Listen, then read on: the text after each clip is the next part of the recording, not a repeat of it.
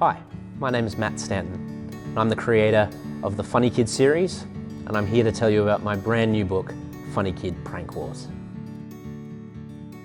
Funny Kid is the story of Max Walbert, who is an 11-year-old boy, and Max isn't particularly good at anything. He's okay at a lot of things, but there's everyone in the class who's the fastest kid in the class, or the tallest kid in the class, or the smartest kid in the class, or the best looking kid in the class, and Max isn't any of those things. And so he's 11 and he's trying to work out where he fits in, and he realizes that he can make people laugh, and that actually being able to make people laugh is both a very fun, a very creative, and a very powerful thing for a kid to realize they can do. And so Funny Kid, the whole series, is about Max going through all sorts of different adventures, but on the whole, learning to be the funny kid, to enjoy being the funny kid, to be creative being the funny kid, and to find his place.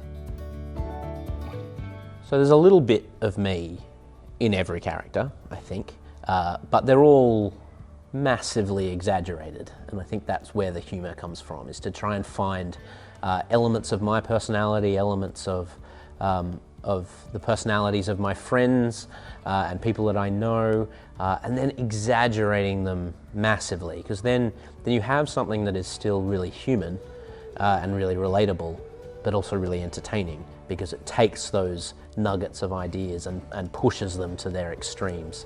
And there's a lot of humor to be found in those extremes. In the world of Funny Kid, everything is fairly realistic, exaggerated but realistic. It's not the world of Roald Dahl, in which the principal can grab the student by the pigtails and whirl her around and throw her across the playground. And so I had to find that sort of by the process of writing it. And so in the early drafts of Funny Kid for President, Mr. Armstrong did some legitimately terrible things that would put him in jail. And so it was about working out where are the lines in the Funny Kid world.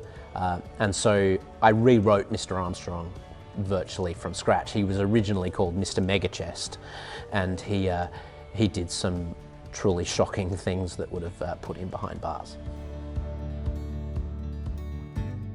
The thing I love the most about writing stories is that you literally create an entire world, and there are no rules, there are no bounds with what you can create. You create rules, you create bounds, but you're able to use your imagination to really have a lot of fun, and I spend a lot of time in that space, and I enjoy it so much.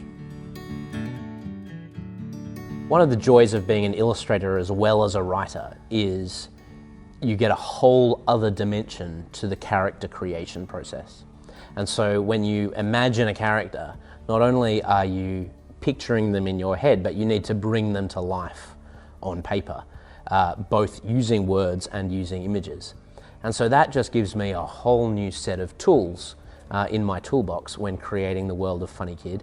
And it enables me to think about jokes and humor through both lenses, and how does the writing and the illustrating work together to create the joke. I don't just have to operate within one set of parameters. I can bounce back and forth between the two.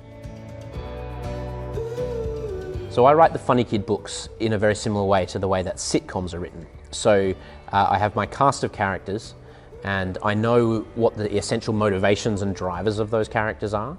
And so then I have this massive database that I add to all the time with crazy ideas for stories that might come from those characters' drivers. And then when I approach a Funny Kid book, what I do is I go to that database and I see which ones can work together. I generally start with the central premise, the central Max storyline, and then I'm looking for other subplots driven by the other characters that can work together with that.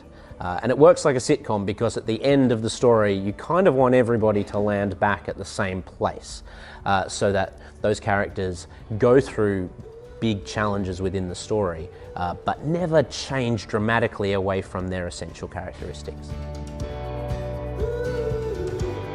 So the advice that I like to give to kids who want to be authors or illustrators, I give them 3 pieces of advice. The first 2 are the ones that nearly everybody gives, I think, and the third one is one that I think is missing. So the first piece of advice is to read a lot. You have to read a lot. You have to use books to discover new styles, new genres, new ways of telling stories. You have to write a lot.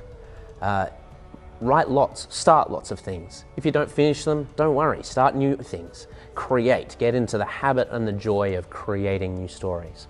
But the third thing, the thing that most people don't seem to encourage people to do, is to share their work. And I think that's where the internet and social media becomes a really interesting space, because I think what we need to do is get into the habit of expressing our work, not only because it builds our confidence, but also because writing to be an author is about sharing stories. And so you want to start to explore that part of it. What does it feel like to give your story to your friend and have them read it? How do you cope with criticism? How do you cope with feedback? How do you adjust to being encouraged? Does it motivate you to keep writing? So they would be the three things: read lots, write lots, and share your work. The best piece of feedback that I've had about Funny Kid, and that I get lots of emails from kids and from parents, but my favourite by far when they come in are the emails from either kids or parents that say, "I hated reading," or "My child really didn't like reading, but they've started reading Funny Kid books and now they say they love reading," or "They can't put the book down," or "They've read it 3 times in a row." That is just the best piece of feedback in the world, because I love it when a kid who says they hate reading finds joy in a Funny Kid book.